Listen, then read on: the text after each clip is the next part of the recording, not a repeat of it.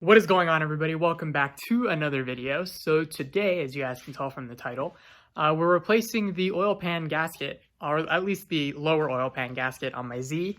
So if you guys didn't know, about 2 or 3 months ago, I did the gallery gaskets, and I'm not too seasoned when it comes to doing RTV gaskets, so I have to redo the one on this car. So let me show you guys. I mean, the leak's not that bad, and I haven't really driven the car, but I can visibly see that there's some oil on there. So I'm gonna go ahead and show you guys what it is, and then we're gonna try the best we can to go ahead and counteract it. Okay guys, so this is me from the future. I just remembered that I didn't say that this is not a how-to video.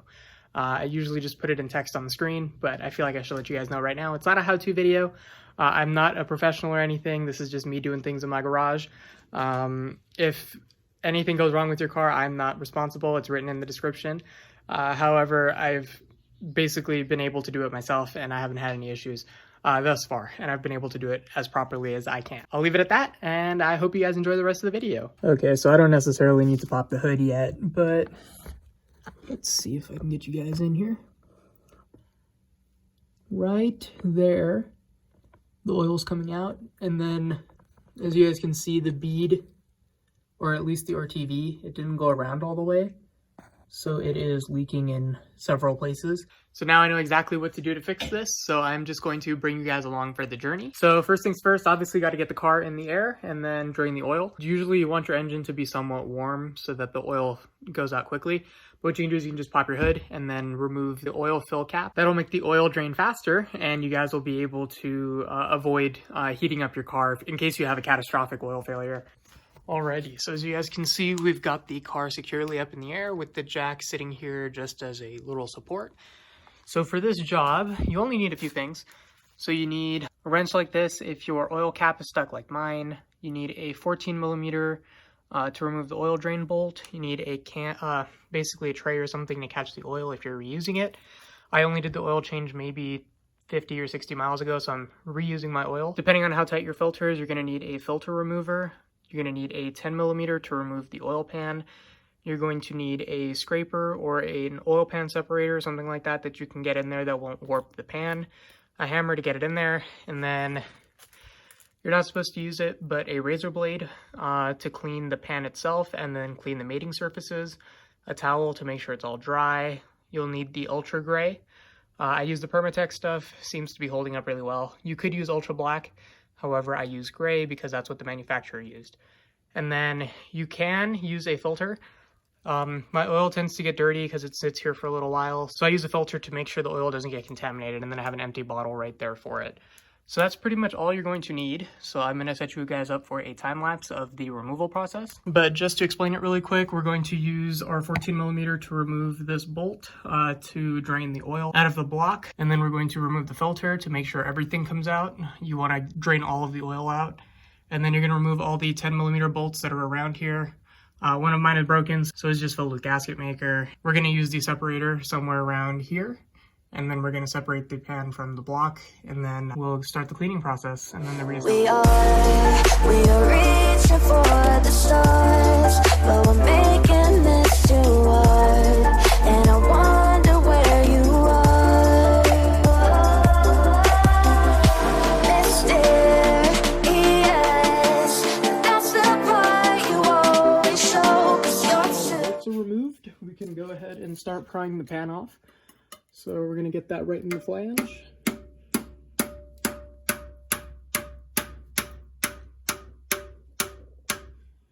However, you want to make sure you don't go in too far because you don't want to go ahead and hit the oil pickup. So just be very careful when you're going around. Curious, maybe you should take it slow.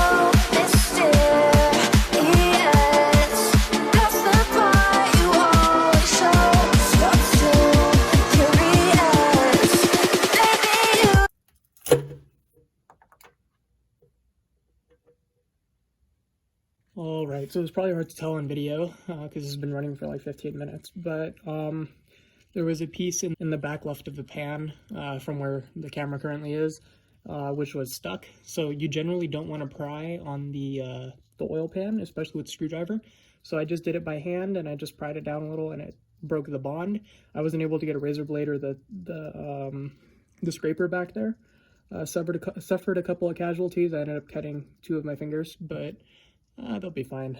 So I'm gonna go clean up, and then hopefully this will drain out by then. If not, then I'll just flip it over into the oil catch tray. I put 2 bolts in just to make sure that I wasn't just gonna drop the pan as soon as the bond broke.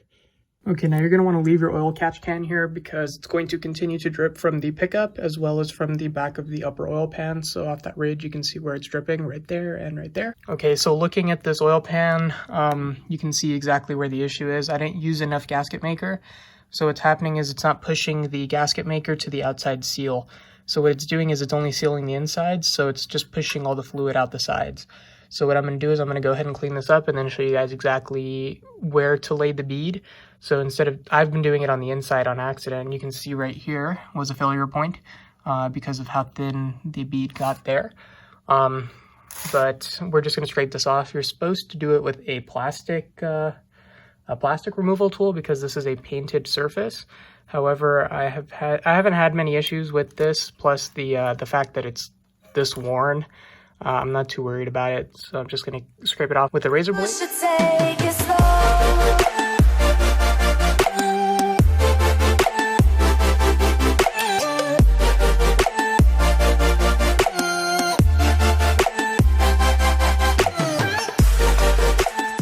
Alright, so as you guys saw, we got the oil pan completely cleaned off. I blew it with some compressed air and it's completely clean. Used a little Scotch-Brite pad, Brillo pad, whatever you guys want to call it. To scuff, well, not scuff it up, but to get rid of all of the residue from the gasket maker. So now I'm going to go ahead and lay the bead. So you want to get one continuous bead, maybe find a starting point like somewhere right here.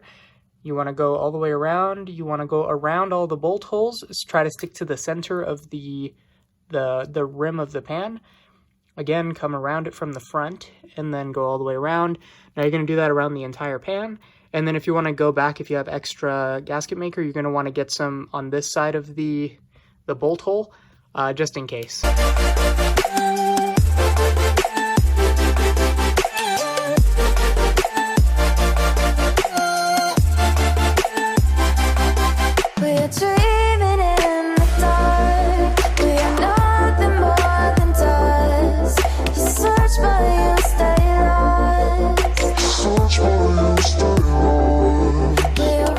Like that, you have a brand new oil pan gasket on your 350Z or G35, maybe even your 370Z or your G37, or basically any car that has a VQ motor in it.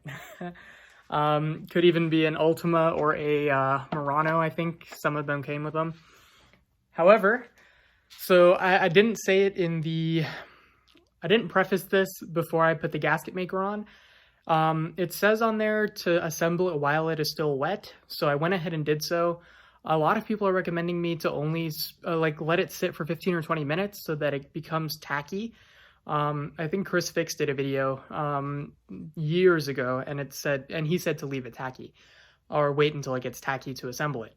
But I wasn't down with that. I just did whatever the manufacturer said, and hopefully it pays off. At least this time I have a bead on the outside as well as on the inside. However, it says to wait 24 hours for the cure time, but in California right now it's only about 75 degrees, and it's assuming that the temperature is around there. But just to be safe, I'm going to give it a day and a half, about 2 days. So right now it's about, I don't know, 5 o'clock on Friday, or no, 5 o'clock on Thursday. So I'll probably pick this up on Saturday. We'll go ahead and throw the oil filter back in and then go ahead and top it back up with oil. I'll show you guys the end result of what ended up actually getting inside of the filter so that you guys can see why I was using the filter versus just pouring it into a can. All right, ladies and gents, take a look. I mean, it's still foaming, but you see all the black stuff like over here in the corner right there?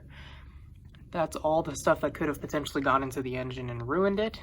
Additionally, if we look at the pan itself, it was basically completely clean before I dumped the oil in it, and look at how much gasket, how much RTV ended up getting in there. Sorry for the shakiness. But look at how much RTV got in there. Definitely better to be safe than sorry in this case, especially doing some kind of maintenance like this, especially if you're doing the gallery gaskets or something like that, which involves removing the oil pan, or if you just sprung a leak on your oil pan. Okay, so about an hour after you put the oil pan back on and you finger tighten the bolts, that's why I didn't use a wrench. I don't think I iterated that, but you just want to finger tighten them for now and then come back an hour, maybe an hour and a half later, and then go ahead and torque them down to their normal torque setting. So I'm just going to come back in an hour and do it. I'm not going to bore you guys with that. All right, one last quick note, guys. Make sure you do not take the car off of jack stands. Make sure the car is still tilted backwards, because what will happen is if you level it out, the oil from the upper oil pan will go ahead and seep in, and then it will cause holes or little divots inside of your RTV. So you want to make sure that you definitely do not take the car off of jack stands, at least until it's had time to cure. So usually people, like, it's not recommended, but people usually go 4 or 5 hours and then they're like, okay, the car's ready to go. But definitely in this case, I'm going to give it 24 or 48 hours, something like that.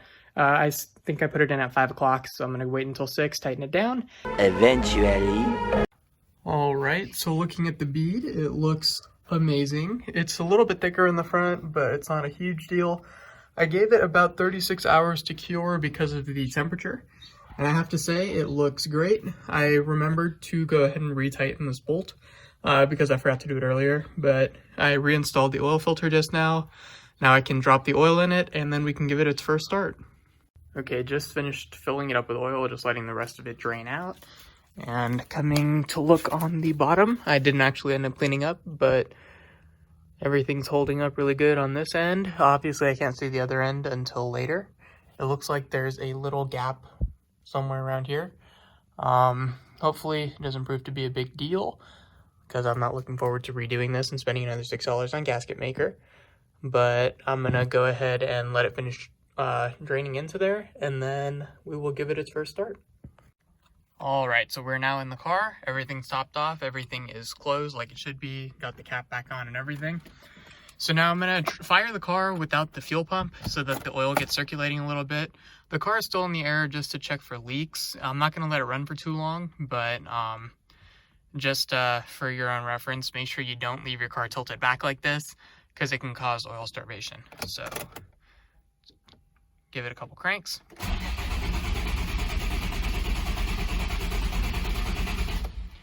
Now you don't want to ride the starter for too long because it'll heat up and it'll give you some problems. It'll probably melt the wiring. So give it a couple seconds and then do it one more time.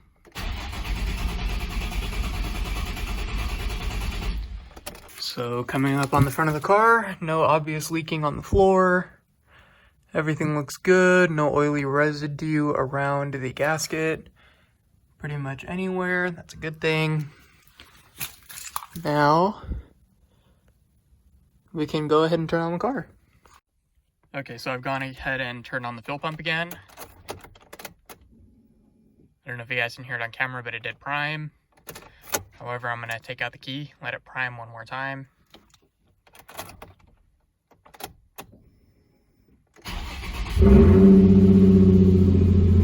Okay, oil pressure is looking good.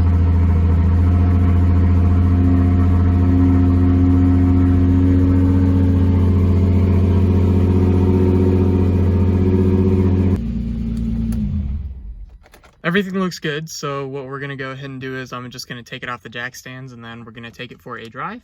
Unfortunately, this is a longer drive than I'd like to take for like a test drive type deal, because it's about 40 to 60 miles each way, so I thought it'll be fun.